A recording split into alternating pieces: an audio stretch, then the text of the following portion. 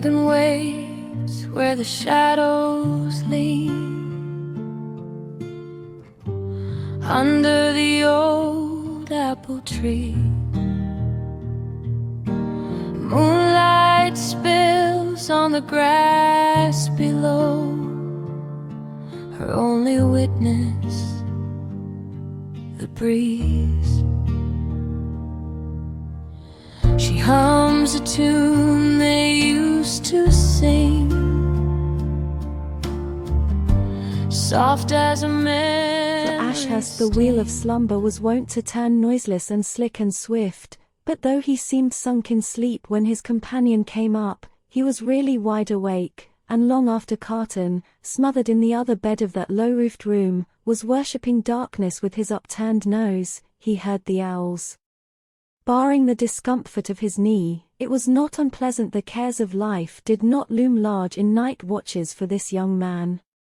In fact, he had none, just enrolled a barrister, with literary aspirations, the world before him, no father or mother, and 400 a year of his own. Did it matter where he went, what he did, or when he did it? His bed, too, was hard, and this preserved him from fever. He lay, sniffing the scent of the night which drifted into the low room through the open casement close to his head. Except for a definite irritation with his friend, natural when you have tramped with a man for 3 days, Ashurst's memories and visions that sleepless night were kindly and wistful and exciting. One vision, specially clear and unreasonable, for he had not even been conscious of noting it, was the face of the youth cleaning the gun, its intent, stolid, yet startled uplook at the kitchen doorway, quickly shifted to the girl carrying the cider jug. This red, blue-eyed, light-lashed, towhead face stuck as firmly in his memory as the girl's own face, so dewy and simple. But at last, in the square of darkness through the uncurtained casement, he saw day coming, and heard one hoarse and sleepy caw. Then followed silence, dead as ever, till the song of a blackbird, not properly awake, adventured into the hush. And, from staring at the framed brightening light, Ashurst fell asleep. Next day his knee was badly swollen, the walking tour was obviously over.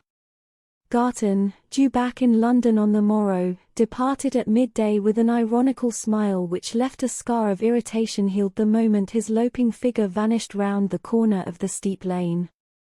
All day Ashurst rested his knee, in a green-painted wooden chair on the patch of grass by the yew tree porch, where the sunlight distilled the scent of stocks and gillyflowers, and a ghost of scent from the flowering currant bushes. Beatifically he smoked, dreamed, watched. A farm in spring is all birth, young things coming out of bud and shell, and human beings watching over the process with faint excitement, feeding and tending what has been born. So still the young man sat, that a mother goose, with stately cross-footed waddle, brought her 6 yellow-necked grey-backed goslings to strop their little beaks against the grass blades at his feet. Now and again Mrs. Narration or the girl Megan would come and ask if he wanted anything, and he would smile and say, "Nothing, thanks. It's splendid here." Towards tea time they came out together, bearing a long poultice of some dark stuff in a bowl, and after a long and solemn scrutiny of his swollen knee, bound it on. When they were gone, he thought of the girl's soft "oh," of her pitying eyes, and the little wrinkle in her brow. And again he felt that unreasoning irritation against his departed friend, who had talked such rot about her. When she brought out his tea, he said, "How did you like my friend, Megan?" She forced down her upper lip, as if afraid that to smile was not polite. "He was a funny gentleman, he made us laugh. I think he is very clever." "What did he say to make you laugh?" "He said I was a daughter of the bards." "What are they?" "Welsh poets, who lived hundreds of years ago." "Why am I their daughter, please?" "He meant that you were the sort of girl they sang about." She wrinkled her brows. "I think he likes to joke." "Am I?" Would you believe me if I told you? Oh, yes. Well, I think he was right. She smiled. And Ashurst thought, you are a pretty thing. He said, too, that Joe was a Saxon type. What would that be? Which is Joe? With the blue eyes and red face? Yes. My uncle's nephew. Not your cousin, then? No. Well, he meant that Joe was like the men who came over to England about 1400 years ago, and conquered it. Oh. I know about them, but is he? Garton's crazy about that sort of thing, but I must say Joe does look a bit early Saxon. Yes. That yes tickled Ashurst. It was so crisp and graceful, so conclusive, and politely acquiescent in what was evidently Greek to her. He said that all the other boys were regular gypsies. He should not have said that. My aunt laughed, but she didn't like it, of course, and my cousins were angry. Uncle was a farmer. Farmers are not gypsies. It is wrong to hurt people. Ashurst wanted to take her hand and give it a squeeze, but he only answered, "Quite right, Megan. By the way, I heard you putting the little ones to bed last night." She flushed a little. "Please to drink your tea, it is getting cold. Shall I get you some fresh? Do you ever have time to do anything for yourself?" "Oh. Yes. I've been watching, but I haven't seen it yet." She wrinkled her brows in a puzzled frown, and her color deepened. When she was gone, Ashurst thought, did she think I was chaffing her? I wouldn't for the world. He was at that age when to some men beauty's a flower, as the poet says, and inspires in them the thoughts of chivalry.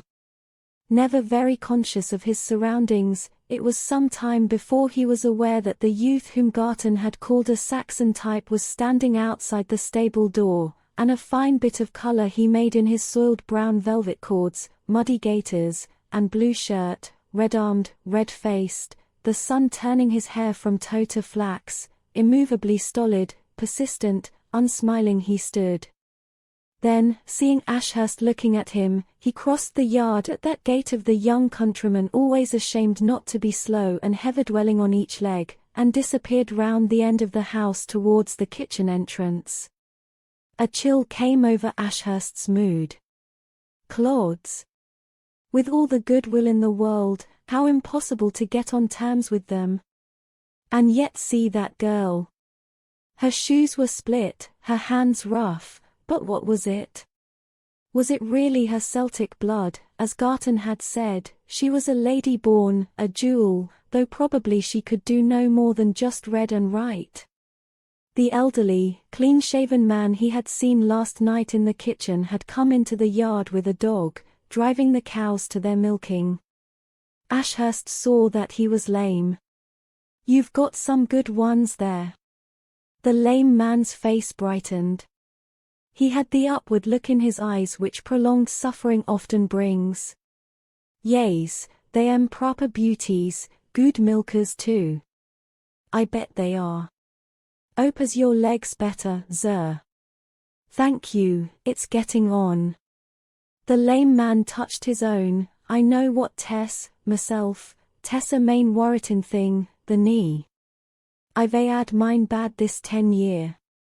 Ashurst made the sound of sympathy which comes so readily from those who have an independent income, and the lame man smiled again.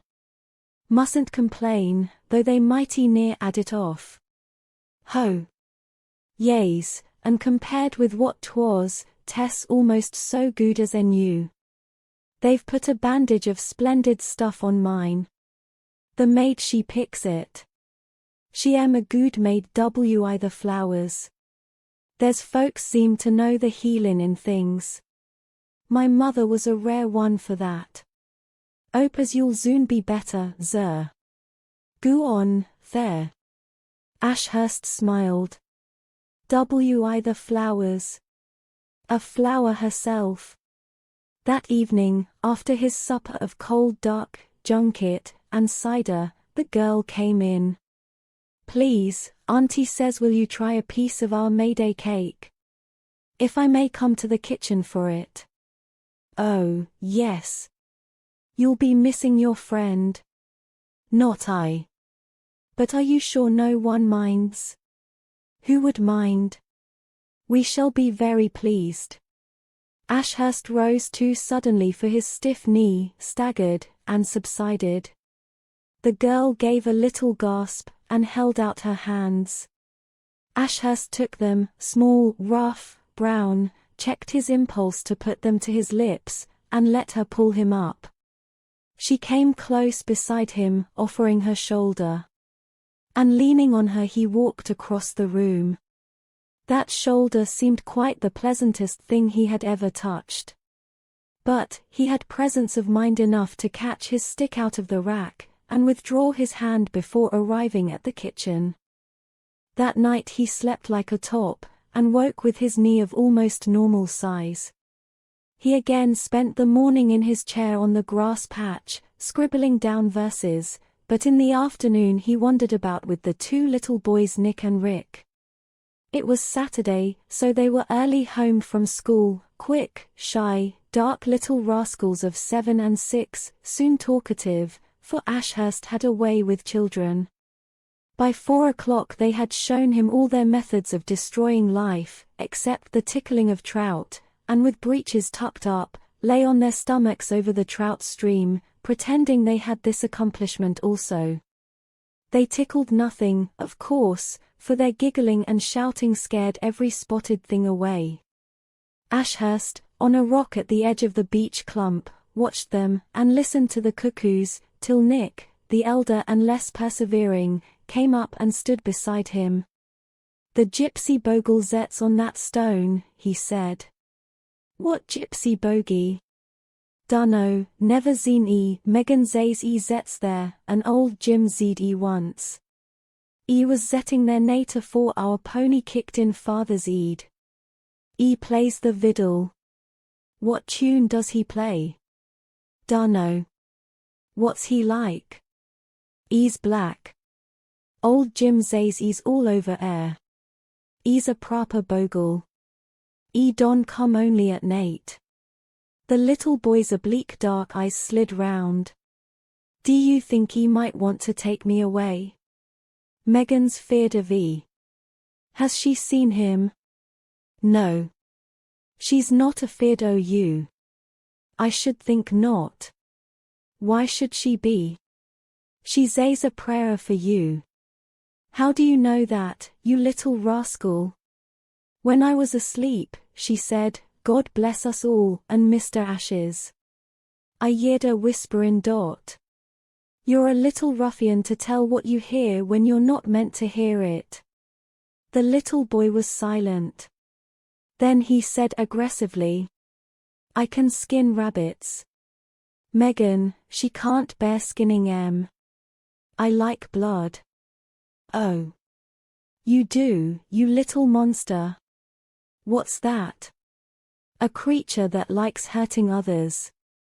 The little boy scowled. "They am only dead rabbits, what us eats." "Quite right, Nick. I beg your pardon.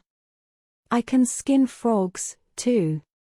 But Ashurst had become absent. "God bless us all, and Mr. Ashes." And puzzled by that sudden inaccessibility, Nick ran back to the stream where the giggling and shouts again uprose at once.